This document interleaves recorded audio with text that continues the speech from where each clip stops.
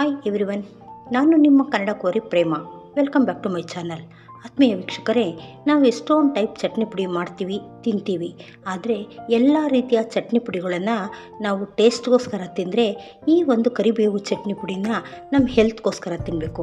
ಹಾಗಾಗಿ ಇದು ಒಂದು ಒಳ್ಳೆ ಹೆಲ್ತಿ ಚಟ್ನಿ ಪೌಡರ್ ಅಂತ ಹೇಳಿದ್ರೆ ತಪ್ಪಾಗಲಾರ್ದು. ಹಾಗಾಗಿ ಈ ಚಟ್ನಿ ಪುಡಿಯನ್ನು ಹೇಗೆ ಮಾಡೋದು, ಯಾವ ಯಾವ ಇಂಗ್ರೀಡಿಯೆಂಟ್ಸ್ನ ಉಪಯೋಗಿಸೋದು ಅಂತ ನೋಡ್ತಾ ಹೋಗೋಣ ಬನ್ನಿ. ನಿಮ್ಮೆಲ್ಲರಿಗೂ ಈ ರೆಸಿಪಿ ಇಷ್ಟ ಆಗಿದ್ರೆ ಸಬ್ಸ್ಕ್ರೈಬ್ ಮಾಡೋದನ್ನ ಮರಿಬೇಡಿ. ಬನ್ನಿ, ಕರಿಬೇವಿನ ಚಟ್ನಿ ಪುಡಿ ಮಾಡೋದಕ್ಕೆ ನಾನು ಯಾವ ಯಾವ ಇಂಗ್ರೀಡಿಯೆಂಟ್ಸ್ನ ಉಪಯೋಗಿಸ್ತಾ ಇದ್ದೀನಿ ಮತ್ತು ಯಾವ ಪ್ರಮಾಣದಲ್ಲಿ ಉಪಯೋಗಿಸ್ತಾ ಇದ್ದೀನಿ ಅಂತ ಹೇಳ್ತಾ ಹೋಗ್ತೀನಿ. ಮೊದಲಿಗೆ 2 ಬೌಲ್ನಷ್ಟು ಕರಿಬೇವಿನ ಸೊಪ್ಪನ್ನು ತೊಗೊಂಡಿದ್ದೀನಿ. ತುಂಬ ಫ್ರೆಶ್ ಆಗಿರೋಂಥದ್ದನ್ನ ಕ್ಲೀನಾಗಿ ತೊಳೆದ್ಬಿಟ್ಟು ಅದನ್ನು ಬಟ್ಟೆ ಮೇಲೆ ಹಾಕಿ ಅದನ್ನು ಡ್ರೈ ಮಾಡಿ ಇಟ್ಕೊಂಡಿದ್ದೀನಿ. 2 ಬೌಲ್ ಕರಿಬೇವಿಗೆ 2 ಸ್ಪೂನ್ ಆಗೋವಷ್ಟು ಕಡಲೆಬೇಳೆ. ನೀವು ಯಾವುದಾದ್ರೂ ಒಂದು ಮೆಷರ್ಮೆಂಟ್ ಸ್ಪೂನ್ನ ಅಳತೆಯಾಗಿ ಇಟ್ಕೊಳ್ಳಿ. ನೋಡಿ, ನಾನು ಈ ಸ್ಪೂನಿಂದ ಎಲ್ಲ ಇಂಗ್ರೀಡಿಯೆಂಟ್ಸ್ನು ಅಳತೆ ಮಾಡ್ಕೊಂಡಿದ್ದೀನಿ. 2 ಸ್ಪೂನಷ್ಟು ಕಡಲೆಬೇಳೆ, 2 ಸ್ಪೂನ್ ಉದ್ದಿನಬೇಳೆ, 2 ಸ್ಪೂನ್ ಧನಿಯಾ. ಈ ಮೂರನ್ನು ನಾನು 2 ಸ್ಪೂನ್ ಅಳತೆಯಲ್ಲಿ ತೊಗೊಂಡಿದ್ದೀನಿ. ಜೊತೆಗೆ ನಮ್ಮ ಖಾರಕ್ಕೆ ಅನುಗುಣವಾಗಿ ಒಂದು 10ರಿಂದ 12 ಗುಂಟೂರು ಮೆಣಸಿನ್ಕಾಯಿ, ಖಾರದ ಮೆಣಸಿನ್ಕಾಯಿ ತೊಗೊಂಡಿದ್ದೀನಿ.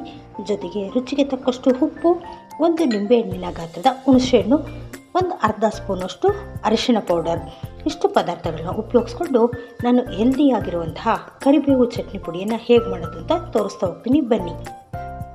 ನೋಡಿ, ಮೊದಲಿಗೆ ಈ ಎಲ್ಲ ಪದಾರ್ಥಗಳನ್ನು ನಾವು ಡ್ರೈ ರೋಸ್ಟ್ ಮಾಡ್ಕೊಳ್ಬೇಕಾಗುತ್ತೆ.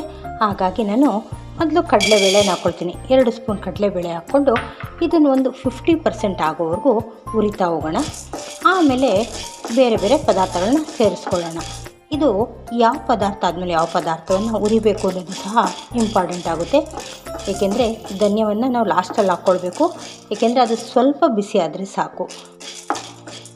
ಹಾಗಾಗಿ ಇದು ಸ್ವಲ್ಪ ಒಂದು 50% ಆಗೋವರೆಗೂ ಕೈ ಆಡಿಸ್ತಾ ಬರೋಣ. ನೋಡಿ, ಸ್ವಲ್ಪ ಇದು ಕಲರ್ ಚೇಂಜ್ ಆಗ್ತಾಯಿದೆ. ಇದು ಒಂದು 50% ಆದಮೇಲೆ ನಾನು 2 ಸ್ಪೂನಷ್ಟು ಉದ್ದಿನಬೇಳೆನ ತೊಗೊಳ್ತಾ ಇದ್ದೀನಿ. ಈಗ ಇವೆರಡೂ ಸ್ವಲ್ಪ ಹೊತ್ತು ಹುರ್ಕೊಳ್ಳೋಣ. ಬಿಡ್ದಿರ ಕೈ ಆಡಿಸ್ತಾ ಇರಿ, ಇಲ್ಲಾಂದರೆ ಸೀದೋಗುತ್ತೆ. ನೋಡಿ, ಈಗ ಉದ್ದಿನಬೇಳೆ ಮತ್ತು ಕಡಲೆಬೇಳೆ ಎರಡು ಒಂದು 70% ಅಷ್ಟಾಗಿದೆ. ಈ ಟೈಮಲ್ಲಿ ನಾವು ಧನ್ಯವನ್ನು ಸೇರಿಸ್ಕೊಳ್ಬೇಕು. ಏಕೆಂದರೆ ಧನ್ಯ ನಾವು ಲಾಸ್ಟಲ್ಲಿ ಹಾಕ್ಕೊಂಡ್ರೆ ಒಳ್ಳೆಯದು. ಇವೆಲ್ಲವೂ ಚೆನ್ನಾಗಿ ಒಟ್ಟಿಗೆ ಆಗುತ್ತೆ. ನೋಡಿ, ಧನ್ಯ ಹಾಕಿ 1 ನಿಮಿಷ ಆಗಿದ ತಕ್ಷಣ ನಾನು ಮೆಣಸಿನ್ಕಾಯಿಗಳನ್ನ ಸೇರಿಸ್ಕೊಳ್ತಾ ಇದ್ದೀನಿ. ಈಗ ಒಟ್ಟಿಗೆ ಸೇರಿಸ್ಕೊಂಡು ಇನ್ನು ಉಳಿದಿರೋ ಅಂಥದ್ದನ್ನ ಹುರ್ಕೊಳ್ತಾ ಬರೋಣ. ನೋಡಿ, ಈಗ ಒಳ್ಳೆ ಫ್ಲೇವರ್ ಬರ್ತಾ ಇದೆ, ಘಮ ಘಮ ಅಂತ. ಈ ರೀತಿ ಸ್ಮೆಲ್ ಬರೋವರೆಗೂ ನಾವು ಉದ್ದಿನಬೇಳೆ ಕಡಲೆಬೇಳೆನ ಹುರಿತಾ ಹೋಗಬೇಕು. ಇದ್ರ ಬಣ್ಣವೂ ಸಹ ಚೇಂಜ್ ಆಗಿದೆ. ಈ ಒಂದು ಟೈಮಲ್ಲಿ ನಾನು ತೊಗೊಂಡ್ರೆ ಹುಣಸೆಹಣ್ಣು ಸಹ ಇದರಲ್ಲಿ ಹಾಕ್ತೀನಿ. ಏಕೆಂದರೆ ಈ ಹುಣಸೆಹಣ್ಣು ಸ್ವಲ್ಪ ಬಿಸಿ ಆಗಬೇಕು, ಆಗ ನಮಗೆ ಇದು ಚೆನ್ನಾಗಿ ಗ್ರೈಂಡ್ ಆಗುತ್ತೆ. ಸೊ ಹಾಗಾಗಿ ಹುಣಸೆಹಣ್ಣು ಸೇರಿಸಿ ಇನ್ನು 1 ನಿಮಿಷ ನಾವು ಬಿಸಿ ಮಾಡ್ಕೊಳ್ಳೋಣ. ನೋಡಿ, ಇದೆಲ್ಲ ಒಳ್ಳೆ ಕಲರ್ ಬಂದಿದೆ, ಗೋಲ್ಡನ್ ಬ್ರೌನ್ ಆಗಿದೆ. ಈ ಟೈಮಲ್ಲಿ ನಾನು ಈ ಫ್ಲೇಮ್ನ ಆಫ್ ಮಾಡಿಕೊಂಡು ಇದನ್ನು ಒಂದು ಪ್ಲೇಟಲ್ಲಿ ಹಾಕಿಟ್ಕೊಳ್ತೀನಿ. ಇದು ಸ್ವಲ್ಪ ಚೆನ್ನಾಗಿ ಆರ್ಕೊಳ್ಬೇಕು, ಆಮೇಲೆ ನಾವು ಪೌಡರ್ ಮಾಡ್ಕೊಳ್ಬೇಕಾಗುತ್ತೆ. ನೋಡಿ, ಆ ಬೇಳೆ ಎಲ್ಲ ತೆಗೆದಿಟ್ಮೇಲೆ ನಾನು ಇದೇ ಬಾಣಲಿಗೆ ತೊಗೊಂಡ್ರಂಥ 2 ಬೌಲಷ್ಟು ಕರಿಬೇವನ್ನು ಸೇರಿಸ್ತಾ ಇದ್ದೀನಿ. ಇದನ್ನು ಅಷ್ಟೇ ಜಾಸ್ತಿ ಸೀದೋಗಬಾರ್ದು.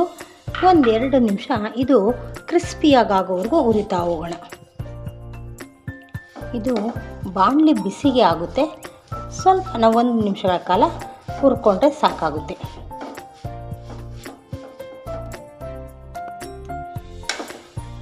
ನೋಡಿ, ಈ ರೀತಿಯಾಗಿ ತಿರುವಾಗ್ತಾ ಬನ್ನಿ, ಆಗ ಕೆಳಗಡೆದೆಲ್ಲ ಮೇಲೆ ಬರುತ್ತೆ, ಎಲ್ಲವೂ ಚೆನ್ನಾಗಿ ಬಿಸಿಯಾಗುತ್ತೆ.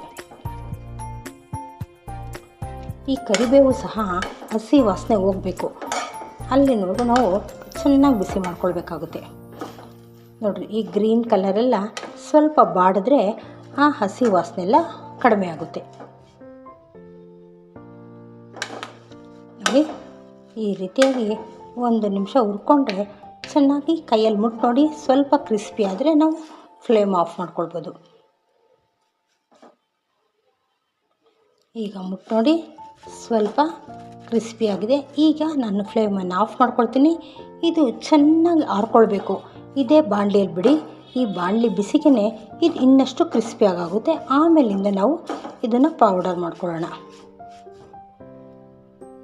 ನೋಡಿ, ಈಗ ನಾವು ಹುರಿದಿಟ್ಕೊಂಡಿರೋಂಥ ಎಲ್ಲ ಪದಾರ್ಥಗಳು ಚೆನ್ನಾಗಿ ಬಿಸಿ ಕಡಿಮೆ ಆಗಿದೆ. ನೋಡಿ, ಗರಿ ಗರಿ ಅಂತ ಇದೆ. ಈ ಟೈಮಲ್ಲಿ ನಾವು ಇದನ್ನು ಜಾರಲ್ಲಿ ಹಾಕೊಂಡು ಪೌಡರ್ ಮಾಡ್ಕೊಳ್ಳೋಣ. ನೋಡಿ, ಎಲ್ಲವನ್ನು ನಾನು ಈ ಜಾರಿಗೆ ಸೇರಿಸ್ತಾ ಇದ್ದೀನಿ. ನಾನು ತೊಗೊಂಡಿರೋಂಥ ಅರಿಶಿಣ ಪೌಡರ್ ಕೂಡ ಇದಕ್ಕೆ ಸೇರಿಸ್ತಾ ಇದ್ದೀನಿ. ರುಚಿಗೆ ತಕ್ಕಷ್ಟು ಉಪ್ಪು ಎಲ್ಲವನ್ನು ಹಾಕಿ ಇದನ್ನು ತುಂಬ ನೈಸಾಗಿ ಪೌಡರ್ ಮಾಡಬೇಡಿ, ಸ್ವಲ್ಪ ತರಿಯಾಗೇ ಇರಬೇಕು. ತರಿಯಾಗಿ ಪೌಡರ್ ಮಾಡ್ಕೊಳ್ಳೋಣ. ಈಗ ನೋಡಿಕೊಂಡು ನಿಮ್ಮ ರುಚಿಗೆ ಅನುಗುಣವಾಗಿ ಉಪ್ಪನ್ನು ಸೇರಿಸ್ಕೊಳ್ಳಿ. ಈಗ ತರಿಯಾಗಿ ನಾನು ಇದನ್ನು ಪೌಡರ್ ಮಾಡ್ಕೊಂಡು ಬರ್ತೀನಿ. ನೋಡಿ, ಈ ರೀತಿಯಾಗಿ ತರಿಯಾಗಿ ಪೌಡರ್ ಮಾಡಿ ಇಟ್ಕೊಂಡಿದ್ದೀನಿ. ನೋಡಿ, ಹೆಲ್ದಿಯಾಗಿರುವಂತಹ ಕರಿಬೇವು ಚಟ್ನಿ ಪುಡಿ ರೆಡಿಯಾಗಿದೆ. ಈ ಒಂದು ಚಟ್ನಿ ಪುಡಿ ನಿಜಕ್ಕೂ ಏರ್ ಫಾಲ್ಗೆ ತುಂಬ ಒಳ್ಳೆಯದು. ಜೊತೆಗೆ ಐರನ್ ಕಂಟೆಂಟ್ ಹೆಚ್ಚಿಗೆ ಇರೋದ್ರಿಂದ ಆರೋಗ್ಯಕ್ಕೆ ತುಂಬ ಒಳ್ಳೆಯದು. ಹಾಗಾಗಿ ಈ ರೀತಿ ಒಮ್ಮೆ ಮಾಡಿ, ನಿಮ್ಮೆಲ್ಲರಿಗೂ ತುಂಬ ಯೂಸ್ ಆಗುತ್ತೆ. ಹಾಗಾಗಿ ಈ ರೆಸಿಪಿ ನಿಮಗೆಲ್ಲ ಇಷ್ಟ ಆಗಿದ್ರೆ ಲೈಕ್, ಶೇರ್, ಸಬ್ಸ್ಕ್ರೈಬ್ ಮಾಡೋದನ್ನ ಮರಿಬೇಡಿ. Thank you.